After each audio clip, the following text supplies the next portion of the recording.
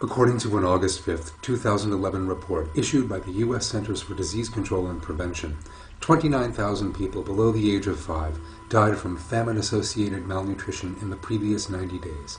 Global mobilization was therefore declared to help the situation. Famine warnings have been issued in previous years in Somalia.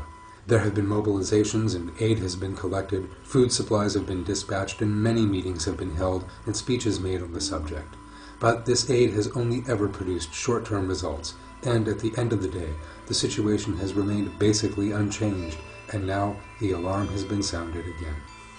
The sole reason for all forms of want, poverty, hunger, misery, and lovelessness in the world, including the famine in Somalia, is that people do not live fully by Islamic moral values, and Muslims are not united.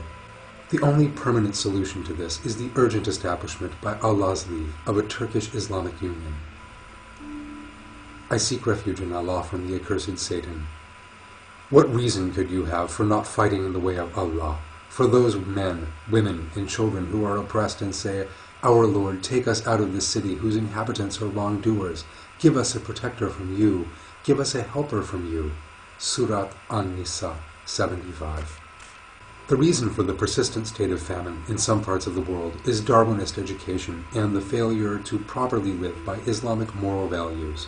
Darwinist thinking, which dominates 90% of the world, makes people intrinsically selfish, rather than altruistic and eager to help others. In the same way that this pagan religion produces extremes of wealth and poverty within itself, it also gives rise to extremes of wealth and poverty in the world as a whole. Allah reveals in the Quran that the model that refuses to feed the hungry and needy, and that on the contrary despises them, is that of those who deny the true religion. I seek refuge in Allah from the accursed Satan. Have you seen him who denies the faith? He is the one who harshly rebuffs the orphan and does not urge the feeding of the poor. Surat Al-Ma'un 1-3. Therefore, the salvation of the world lies in the global dominion of the excellent moral values of those who sincerely believe in the true religion and who have a powerful faith and love of Allah, not of those who deny the faith. For that reason, a stronger Islamic world, one that is able to exercise its will represent a salvation not only for innocent Muslims, but for all innocent people in the world. The solution is the global dominion of the moral values of Islam. With the establishment of the Turkish Islamic Union, Muslims will cause Islamic values to rule the entire world, inshallah. Allah reveals that the disorder and suffering in the world will not come to an end so long as Muslims are disunited. I seek refuge in Allah from the accursed Satan. Those who are disbelievers are the friends and protectors of one another.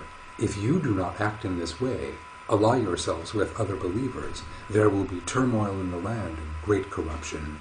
Surat Al-Anfal 73.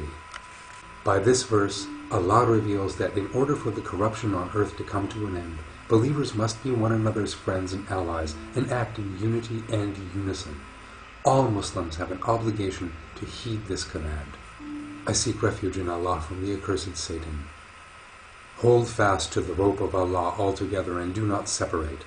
Remember Allah's blessing to you. Surah Al-Imran 103.